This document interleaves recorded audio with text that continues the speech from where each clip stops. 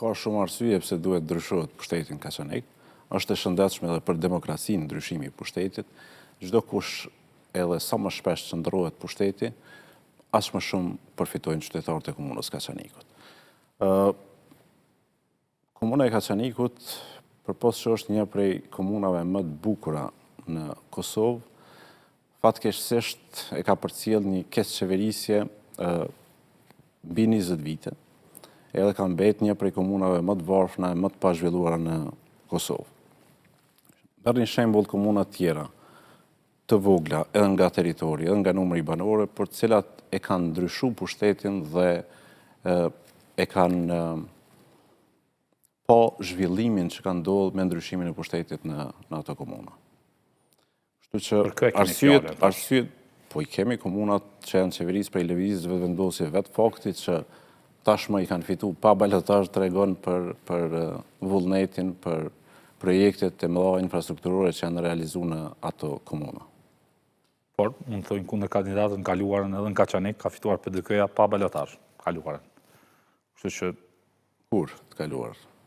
Kaluarën më të largët, le të them. 2017 ka qenë në balotazh. 2013. 2021 ka qenë në balotazh. Po. Tash është në balotazh.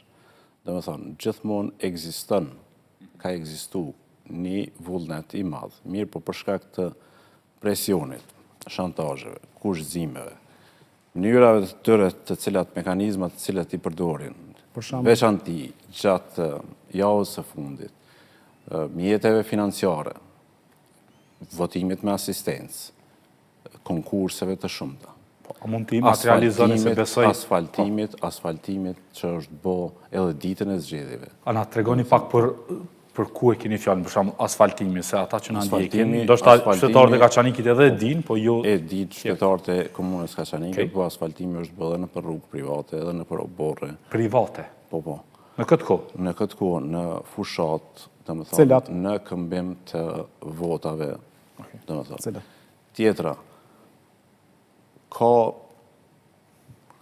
kanalizime që kanë fillu, ndryshim, e përmenda asfaltim të rrugëve, konkurse të shumta, me cilat, konkurse për punë, po, në komunë, me cilat i kanë kushëzu vazhdimisht të kryet qytetarët në këmbim të votës të tërë.